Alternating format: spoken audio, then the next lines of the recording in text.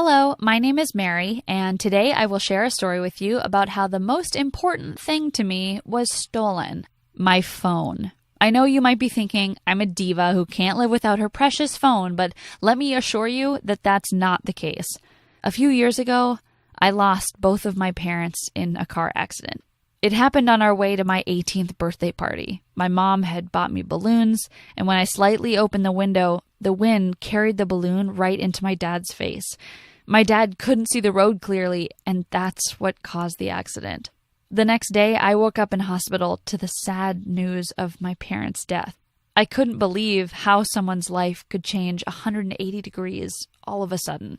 And to make it all worse, I had turned 18 before my parents passed away, so I had no other option but to live all by myself.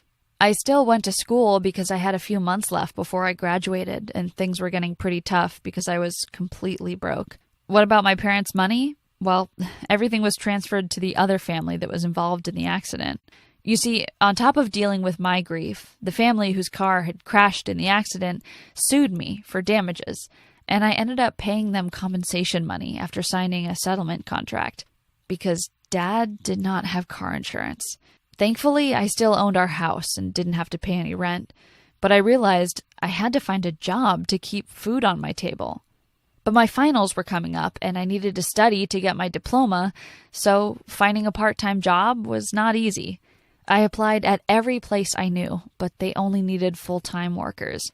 I tried everywhere: malls, streets, restaurants, but no one accepted me for a job. One day, I was walking home from school, and I felt really hungry, so I went into a convenience store to buy some food. As I started eating, I heard the boss yelling at the worker, and then she fired her. So I asked that boss if they needed workers by any chance, and she said yes. And that's how I started my first job. I was happy at first, but I realized later that my salary only covered the food and basic expenses, and on top of that, I had no time left to study.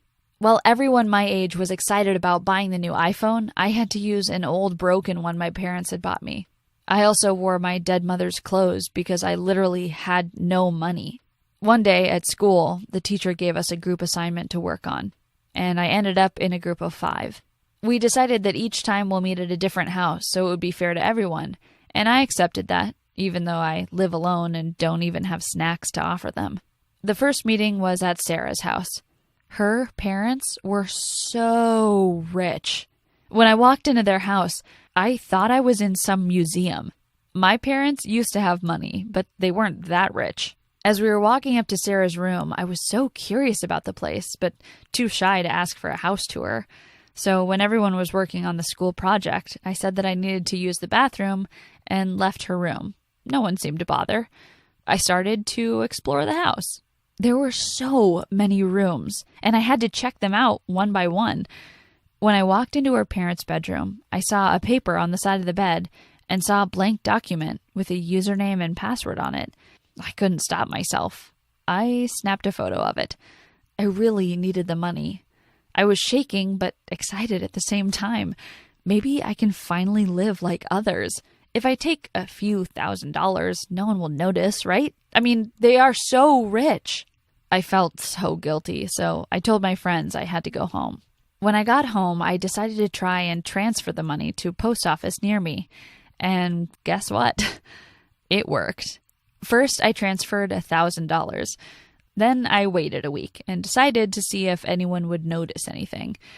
I became close friends with Sarah just to make sure I know if anyone notices the missing money. 2 weeks passed, but no one noticed anything. I took $2,000 this time, and once again, no one noticed. I started taking a few $1,000s on a regular basis, and soon enough, I was able to afford a new car. So I got myself a fancy pink car. I did a makeover to my house decor because it reminded me of my miserable past. A while later, we had another meeting for our school project, but this time we met at Jackie's house. I would have never thought that Jackie was from a rich family as well. She looks like a very simple girl. I felt like it was a call from God to take another house tour by myself, and maybe I could find some money there too. I couldn't believe my eyes. On the kitchen's table here was cash and once again a credit number with passwords. Who keeps their passwords on the table like that? I couldn't believe how stupid rich people were. I snapped a picture of the passwords and took the cash they left. $700 in cash. What? This time I stayed to avoid looking suspicious. And suddenly, as we were working on the project, Jaden asked, "Where do you get all your money from, Mary? Even my parents can't afford to buy me a brand new car like yours." I answered with a shaky voice that my parents had left me all they had, and that I had decided to enjoy spending it to get my mind off what happened. They all looked at me and smiled, and we continued working on the project. When I got home, I transferred myself some more money to the same nameless post office account. I kept doing that for a while, and I got so rich that I didn't even need my diploma anymore. One evening, Jaden, Sarah, Melissa, and I went to a party their mutual friend was throwing, and I have to tell you, we had so much fun. Loud music, drinks, hot guys, and games. I was so excited that I finally felt some hope in life since my parents' death. I woke up the next morning cuddling with a very cute guy. Everything felt like a dream. I got up and there were people sleeping everywhere, and I realized how precious the years of youth were. I left my phone number written on the guy's hand and got up and left. But when I arrived home, I realized my phone wasn't on me. I rushed back to the party house and looked everywhere, but I couldn't find anything. That handsome guy woke up and saw me panicking. "Where were you, beautiful? I've been looking for you, and all you left me is a phone number," he said. "Sorry, I need to find my phone. It's an emergency," I replied. I was checking everywhere, but nothing. Literally nothing. That handsome guy said he'll call my phone so that we can hear where it is. But my phone was turned off. I knew something was weird because my battery is always full. Plus, I had a charging case on it. There's no way the battery died. I started panicking and couldn't breathe properly. I told him to do me a favor and call the guests one by one. "Relax, it's just a phone and you have enough money to buy another one," he said. No, I need this one. If I don't get it back, my life will turn into hell." He didn't ask any more questions and just helped me search for it. He called all the guests, but no one saw the phone. I made an announcement that whoever gives me back my phone will get $10,000, but that didn't help. When Jaden, Sarah, and Melissa woke up, they started searching with me. They tried to calm me down by telling me that I can easily afford a new one. I knew everyone thought that I was behaving in a weird way. It was just an old phone after all. So I went home and cried my eyes out of fear and guilt. If anyone finds out about that stolen money, I will end up in jail. I bought myself a new phone and decided to try and forget about the phone. Hopefully the person who stole it will fail to open it and just throw it away. But then it hit me. Not only had I lost the phone, but I lost the money too. Where will I get money from now since all the account info and passwords were in it? I decided to visit my rich friends again, hoping that I might find some money here and there. I went back to Sarah's house. I pretended to feel dizzy so that she'd let me stay over, and that's what happened. I stayed over at her house. We watched a movie and painted our nails, and then Sarah fell asleep. I got up and went to her parents' room. Her parents were deep asleep, so I sneaked in quietly, and I managed to get to her father's side of the bed where I found that paper that I saw earlier. I took a picture of it and went back to sleep. The next morning, I woke up to a loud sound of sirens. I was so confused when I realized it's the police. The sound was so close to Sarah's house that it started to freak me out. The police walked in and dragged me right out of bed. "What's happening, Sarah?"